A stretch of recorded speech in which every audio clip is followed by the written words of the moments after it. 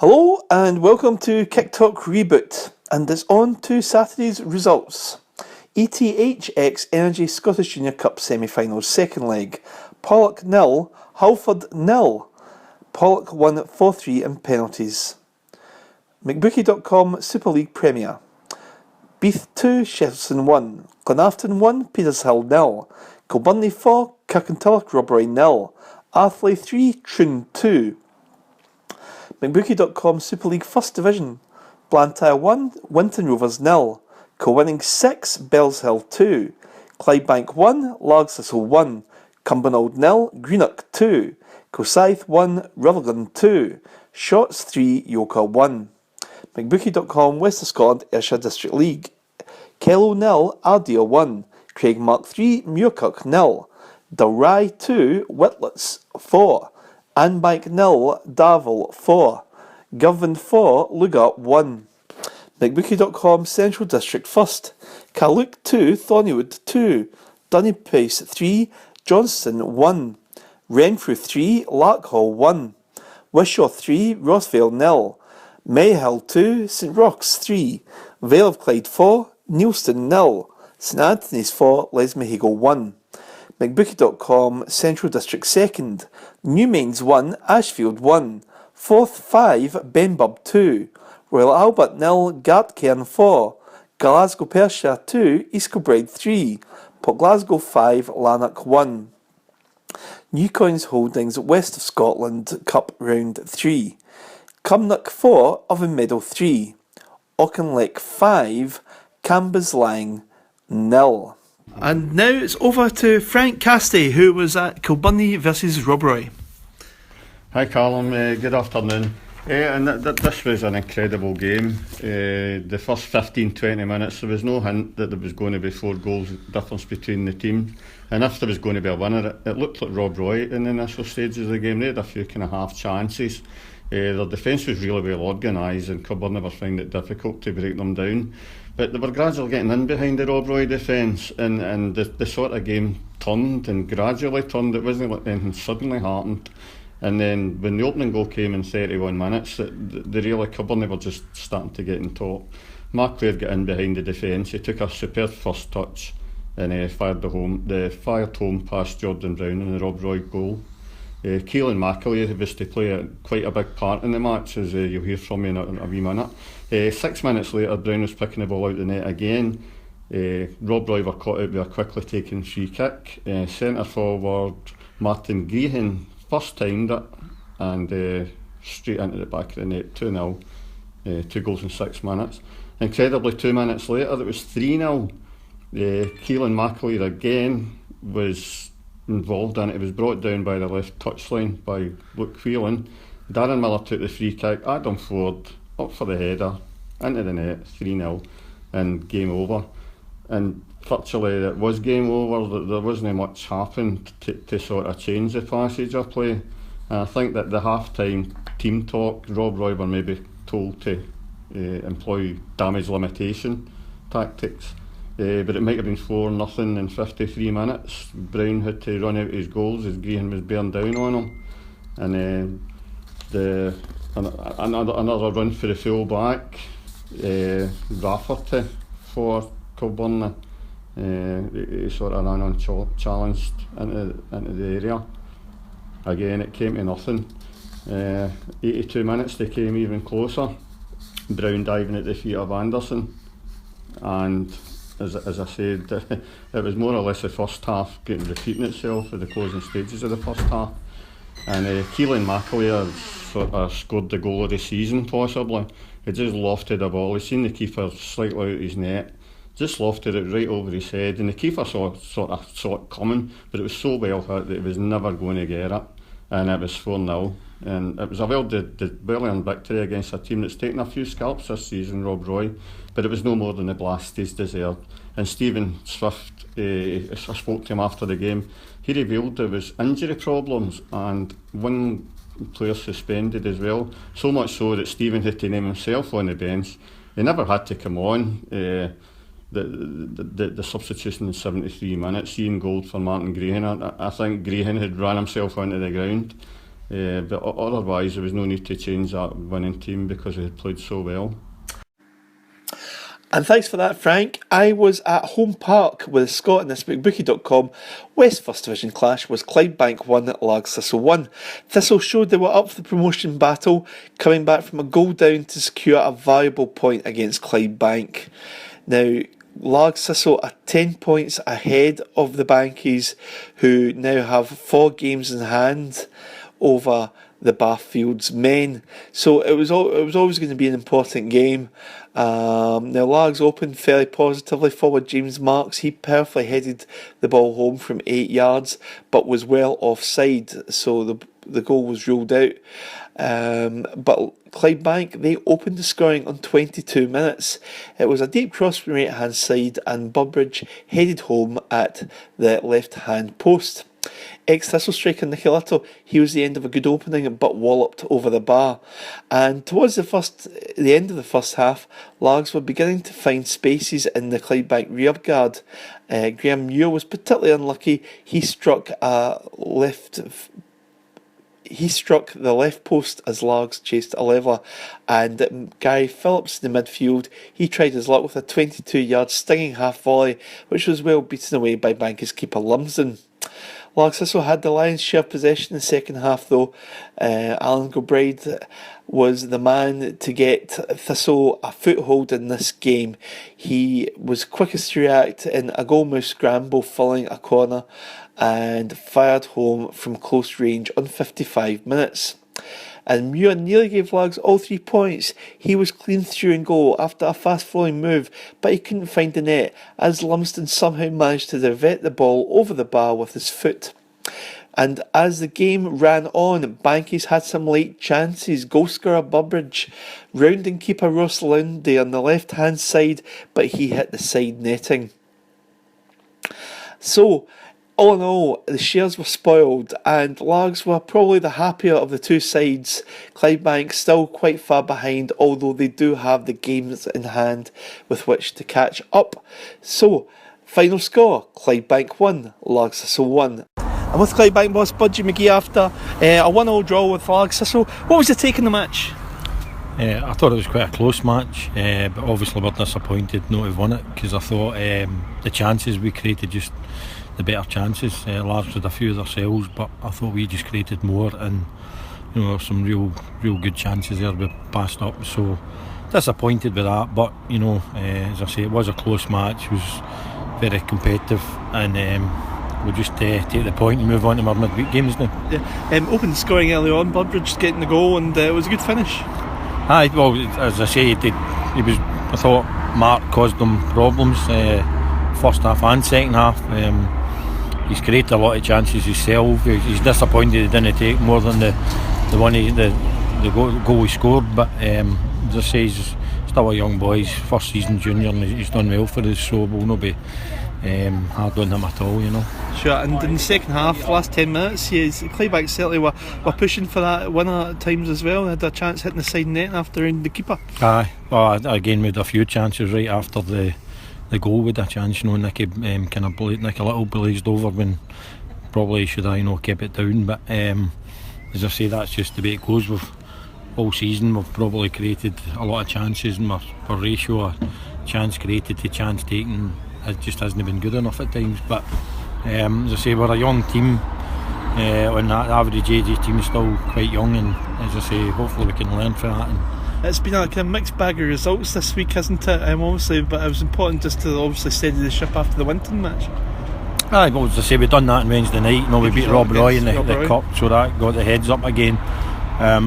Didn't play as well as we could today, I thought, but we should have, we should have taken more chances than we could. And looking at the league, you've still got a lot of games in hand over likes of leaders Largs, and obviously Corinne and Cumnock really going for it. They're playing in midweek as well, so a lot of games still to play for. It's still all up for grabs for everyone, isn't it? It is. It's all still to play for. Last week was obviously a huge disappointment, but Cumnock and Largs also were disappointed last week, so it's always harder when you're playing catch up. So obviously Largs will probably be quite happy with the point today, but as I say, it's still in our own hands. If we can get and win our games in hand, then we'll claw back the points. But there's still a lot to play for, and I'm sure there'll be a few twists and turns between now and the end. There's been a lot of, like you say, I mean, I know you're saying about the chance, but there's always been a lot of goals in that Clydebank team, and there's been let's say some big wins this season. Like you say, it's I suppose now to the end of the season, it's all guns blazing, isn't it? Aye, it is, but this season, there's not been enough goals. That's the problem. Our goals for tally is decent, but it should have been more. When you look at the games, in most games we're creating more chances than opposition, and we should be taking more than we have. So that's where we need to improve. Okay, Budgie, thanks for your time. Hey, I'm with Largs Thistle manager Brian Slavin right now after Largs Thistle's 1-0 draw at Clydebank. You'll be pleased with the point, but you think it could have been more? Aye, Callum, definitely. I thought that we controlled, I don't know if controlled the right word, but I thought we had the majority of the game was us being on the front foot, and Clydebank might say but they had a couple of chances, etc, but I feel as if coming away from the other day, I'm a bit disappointed we never get 3 points, but on the flip side of that, I've got to be happy that it was a really good performance against a decent team away from home, and we've stopped rot to an extent with a draw, so a point still puts us a wee bit further up the league, and a wee bit closer to where we need to be, and obviously it keeps Clydebank from getting any closer to you as well. So in terms of that, it's a sort of minor step forward, but I felt we could have got the 3 points. A wee break here or there for a few other chances, and we could have had the 3 points, no bother. But I think the big thing for me is that we reacted so well after Wednesday night's debacle, will I call it, and the boys are fighting hard, and we're not giving this up by any stretch of the imagination. We'll be going right to the final game. In terms of, let's say, the first half, conceded a kind of early goal, despite Largs probably having the better chances up to that point. But the second half, Largs were very much encamped in the Clydebank box in the open 20-25 minutes when the equaliser went in. And like I say, there was chances. Graham Muir hit the post and could have scored as well in the second half. The Murray's chance especially was a fantastic move. I mean, I hear and I read about teams that they play great football, and I've yet to see it, especially amongst any of the top teams that run about us in terms of Cumnock, Cowan and Clydebank. It's much of a muchness in terms of get the ball forward and play a sort of junior football style. But I mean, we've had pockets of play at times in the last few games, and Murray's the passage of play for Murray's chance was fantastic. I run about the edge of the box, and it was just unfortunate that the keeper's got a toe on it and stuck it over the bar, or it would have been a fantastic goal. But I mean, you look to the goal we lost, it's disappointing because we've got a chance to clear it, Callum. Craig, if he's a bit sharper, the ball's 60 yards up the park and there's no a chance, but they win it, chase it down, the ball comes in, Larry's on his heels a bit, he's no picking up tight, and the boy's off him and heads it into the net from about 8 yards. And I don't know, maybe I don't know about Ross's thoughts on it, but maybe he could have maybe been on his toes and came out and got it. I don't know, but there was a couple of different issues with the goal, so it was a disappointing goal to lose, especially when I thought we were in top of the game at that point, and for most of the rest of the first half, to be honest. So it was good to get back into it though and get the equaliser, but I didn't feel under a lot of pressure at the back. To be honest, I didn't feel like we were going to lose a second goal. I felt it was going to be ours to win if we could nick that other goal, but unfortunately it didn't happen. We did one or two wee breaks didn't fall for us that would have got us over the line. So I've got to be relatively satisfied with a draw, I would love to say. So Thistle, let's say, they've got a few games still remaining very much, and we've played the top teams, still got Cumnock at home, but it's all about Winton at home this Wednesday evening, and that's another big game, and you'll be looking to get a win in that one. Oh, no doubt about it. I mean, the next game's massive for us. 3 points against Winton Rovers on Wednesday night is an absolute must in terms of pushing us on again and getting us onto a bit of momentum. And it holds a wee bit of spice. I think we were talking about during the week, Callum, in terms of Sandy coming back to his old club, and I don't have any doubt, as I would if I was in Sandy's position, you'd be desperate to go and desperate to win. So